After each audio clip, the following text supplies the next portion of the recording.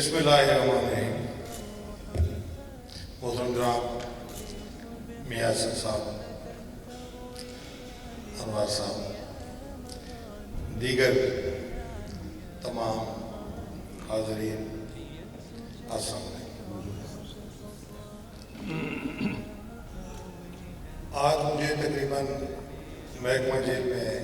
Service करते हुए 32 साल का अरसा गुजर गया। जब मैंने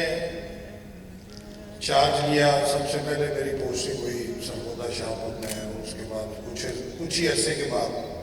मुजफ्फरगढ़ में मेरी पोस्टिंग हुई। बड़ी छोटी सी वो जेल थी, छोटा सा ज़िला है। तो मैं जब वहाँ पे गया तो पहले ही दिन मेरी मुलाकात जो हुई ना जी, वो कारी बैतुल्ला साहब फैसलाबाद से थे और कारी तैयब साहब, ये दो तलीमुल कुरान के इंस्पेक्टर के तौर पे वहाँ पे मुझे पहले ही दिन इनसे मुलाकात हुई मेरी, और मुझे ये बताया गया कि भाई जेलों के अंदर हम जो है तलीमुल कुरान के हवाले से ये काम कर रहे हैं। अब मसला ये है कि जेल की नौकरी जो है ना, इस हवाले से थोड़ा सा इसमें मसला भी है कि हमें जो ट्रेनिंग दी जाती है वो ये है कि हम हर बंदे पर शक करते हैं। हम किसी की भी बात को जो है ना वो एज इट इज़ डाइजेस्ट नहीं करते। हमें होता है कि भाई सामने तो ये नज़र आ रही है, आप पता नहीं इसके अंदर क्या मसला है। और वो आपको पता है कि वो सेक्टेरियनिज़म का, फ़िरका परस्ती का बहुत रूज का दौर था, और बड़े मसले मसाइल मुआशरे में भी और बड़ी अजीबोगरीब सूरत हाल बनी हुई थी। तो मैंने ये सोचा कि भाई एक कारी साहब लाहौर से हैं, एक कारी साहब जो है वो अपना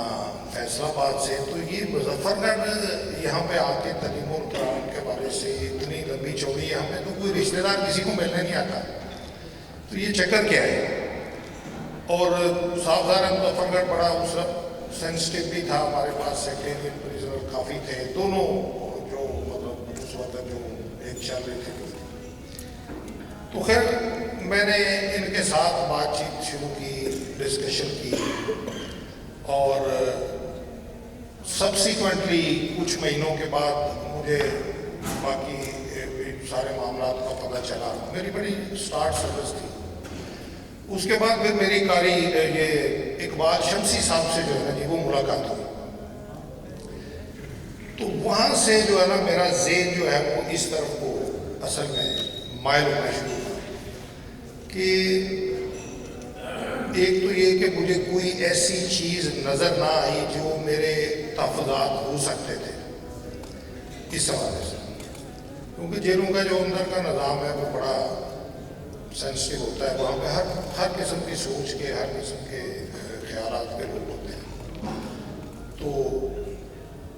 मैंने जब उनसे बातचीत की, उनसे इधर लाहौर में ये फोर्ट स्टेडियम में हमारी मीटिंग हुई, तो मुझे पता चला कि ये सिर्फ पंजाब की हद तक नहीं है, पूरे पाकिस्तान में इवन गिलगित बल्तिस्तान तक के इलाकों में इन्होंने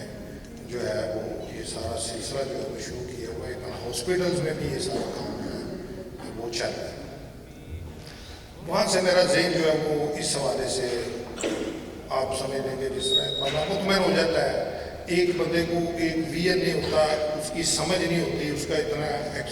मतलब फोकस नहीं होता, गहराई नहीं होती चीज़ों में। तो वहाँ से फिर मैंने ये जो है ना इसका कोशिश की कि हम साथ मिलके जो है वो जिस तरह चलें। और उन दिनों बहुत ही ये एक्टिव तरीके से जो है ना ये काम होता था। और मुजफ्फरगढ़ एक ऐसा इलाका था कि जहाँ पे जो भी प्रिजनर आता था जेल के अंदर, तो उसको हम कुछ चीज़ें पूछते हैं, नाम, बल्दियत, कहाँ के रहने वाले हो, कितना पढ़े लिखे हो, कोई बीमारी तो नहीं हो वगैरह, तालीम कितनी है। तो एक क्वेश्चन होता है हमारा कि भाई कलमा आता है? तो आप यकीन करें कि बाज़ का तो रोज़ 10-15 नए बंदे आते थे, तो ये कान सुनने के लिए तरस ही जाते थे कि किसी ने ये कहा होगा कि हाँ जी मुझे आता है। यानी इस हद तक हालात थे कि वहाँ पे कि ज़्यादातर लोगों को कलमा नहीं आता था। अच्छा, फिर उनके नाम बड़े अजीब गरीब थे, उनके इस्लामी नाम नहीं थे। अभी भी काफ़ी लोगों के उधर इस्लामी नाम नहीं है, जिंद बड्डा, इस तरह का, मतलब वो अपने कल्चरल नाम थे, इस्लामी नाम नहीं थे। तो उससे पता ये चला कि भी बहुत ही ज़्यादा एक गैप है, और ये इलाका जो है ये मतलब इस हवाले से बहुत ही महरूम है कि यहाँ तक एक पैगाम या इस तरह की चीज़ें जो है, कहने को वो मुसलमान ही थे, लेकिन जब कलमा ही नहीं आता और नाम भी इस तरह के नहीं थे, तो जिन वालदा का नाम क्या, जिन्ना माई, और इस तरह के नाम, तो वहाँ से फिर हमने ये काम जो है इनके साथ, मतलब एक तो होता है ना कि एक जिम्मेदारी है, चलो जी यहाँ पे जेल का काम कर रहे हैं, साथ ये भी चल रहा है, अपना अपना काम हो रहा है, तो एक दिल के साथ एक चीज़ जो है इसको हमने शुरू किया। फिर मकतब स्कूलों का जो कंसेप्ट बना, उसके बाद फिर ये हुआ कि इनकी जो परफॉर्मेंस है उसको कोई ना कोई मेजरमेंट होनी चाहिए। फिर आपके सामने ये सारी चीज़ें जो माफिया जो है हर कोर्स के साथ जो है हमने जो की हुई है, खैर वो मेरे से पहले ये चीज़ मौजूद थी, लेकिन इसको हमने मज़ीद थोड़ा सा बेहतर करने की भी कोशिश की। और जो सबसे अहम चीज़ थी वो ये थी कि भी इनकी इवेल्युएशन, कि भी जो बंदा जेल में आया है, मकतब स्कूल बन गए, और दो जो तालीम कुरान के टीचर थे उनके ज़रिए हमने मज़ीद जो कैदी पढ़े लिखे थे उनको भी मौलम बना के, नायब मौलम बना के, तो उनको मुख्तलिफ जो है ना 20-25 का ग्रुप दिया कि अभी आप जो है उनको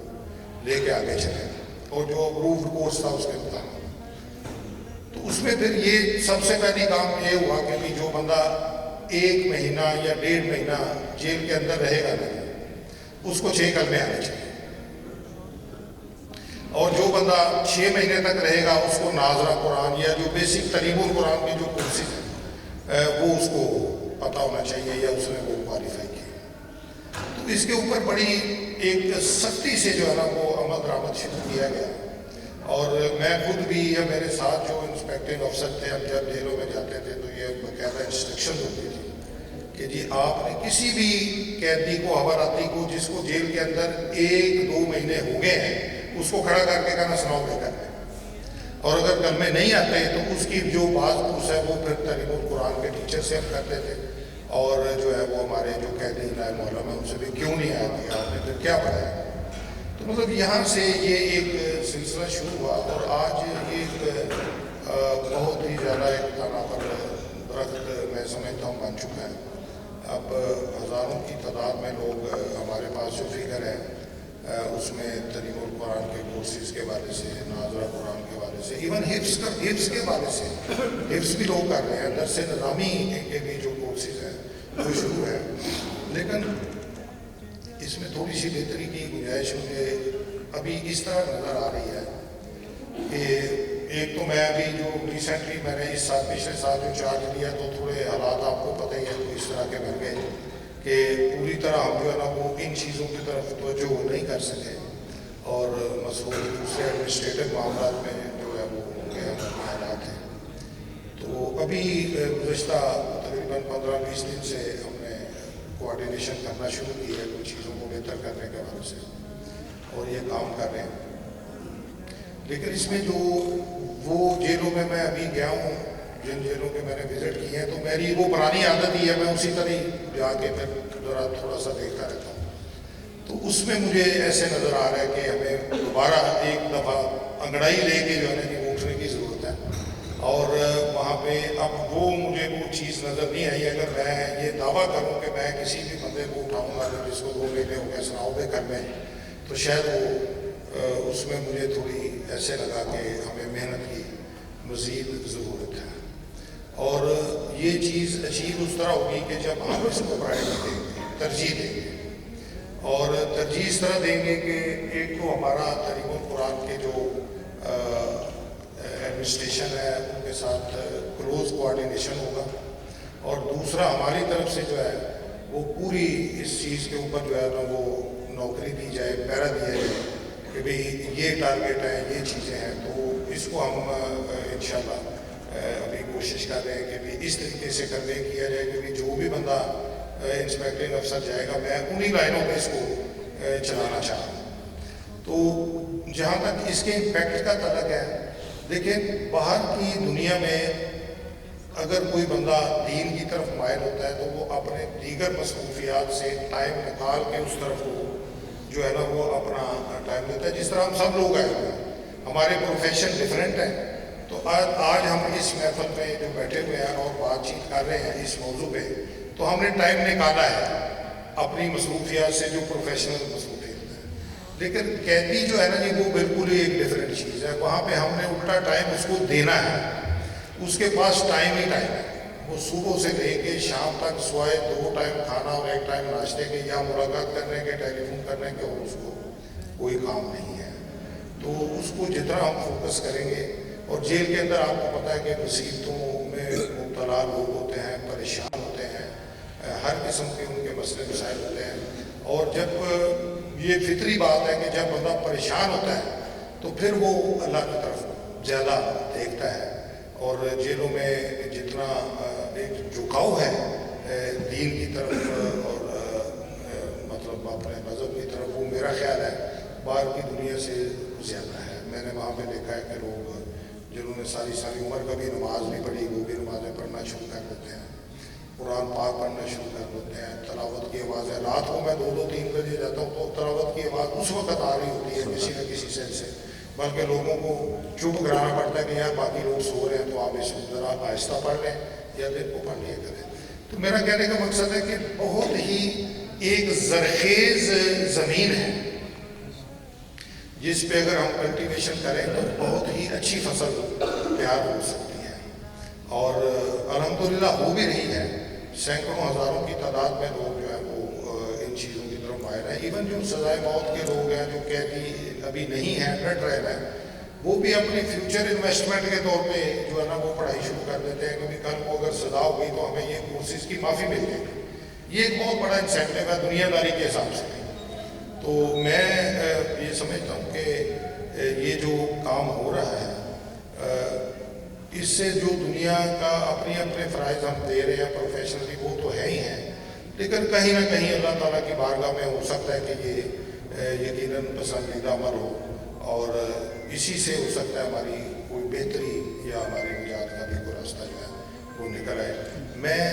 تمام ترجمہ قرآن کی جو ایڈمنسٹریشن ہے, خاص طور پہ میاں حسن صاحب, نواز صاحب, میرا ان سے زیادہ رابطہ شروع سے رہا ہے اور ہے بھی صحیح. اور اقبال شمسی صاحب کو میں ہمیشہ میرے دل سے ان کے لیے دعائیں نکلتی ہیں. جس طرح وہ فوکس کرتے تھے, جس طرح وہ جیلوں میں خود جا کے جو ہے نا جی وہ وزٹ کرتے تھے, اور ایک ہمیں ایسے لگ رہا تھا کہ یار ہم تو جیلیں چلا رہے ہیں, یہ مطلب کہ اتنی کمٹمنٹ کے ساتھ, یہ مطلب وہ کبھی پنڈی, کبھی اگر کہیں مسجد نہیں ہے تو وہاں پہ مسجد بنوا رہے ہیں, اگر کہیں پہ اندر مسجد کی ضرورت ہے تو وہ بنوا رہے ہیں, قرآن پاک چاہیے تو وہ آ رہے ہیں, باقی جو سلیبس کے یہ کورسز کی چیزیں وہ تو آ رہی ہیں. اور اس سلسلے کو پھر آگے لے کے جس احسن انداز میں اور جس اچھے انداز میں یہ آپ لوگ جس طرح چلے ہیں,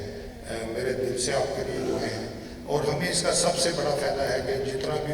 ایروگینٹ اور جتنا بھی اگریسو اور کرمینل مائنڈ کے لوگ ہوتے ہیں, جب ان کو ہم اس طرف لے کے آتے ہیں کوئی بندہ انکار نہیں کر سکتا. اور یہ ایسی قدرتی چیز ہے کہ بندے کے ذہن پر اثر کرتی ہے اور اس کو مائلڈ کرنے میں, مولڈ کرنے میں بہت مددگار ہے. ہماری ایڈمنسٹریشن میں بھی اس کا بہت زیادہ رول ہے. لوگ جو ہیں وہ جو ہے نا ان کے جو جس طرح ہوتے ہیں نا کیل, اور جس طرح اگر جو ہوتے ہیں اپنا رکاوٹیں ہوتی ہیں وہ دور ہوتی ہیں, اور ہمیں ایڈمنسٹریشن میں بھی اس سے بہت زیادہ مدد ملتی ہے. میں آپ سب لوگوں کا مجھے یہاں موقع دینے کا اور اس محفل میں شریک ہونے کا, وقت دینے کا میں بہت زیادہ شکریہ ادا کرتا ہوں, اور دعا کروں کہ یہ جو مشن ہم سب مشترکہ طور پہ لے کے چل رہے ہیں اس کو ہم اپنی محنت سے, کوآرڈینیشن سے انشاءاللہ تعالیٰ جس طرح یہ ایک سکسیس سٹوری ہے اس کو مزید بہتر انشاءاللہ تعالیٰ کرنے میں کامیاب ہوں گے. بہت شکریہ. ويبني مجده جدلا فروح الفائها ليصبح همة تروي عن العليا مغانيها لينسج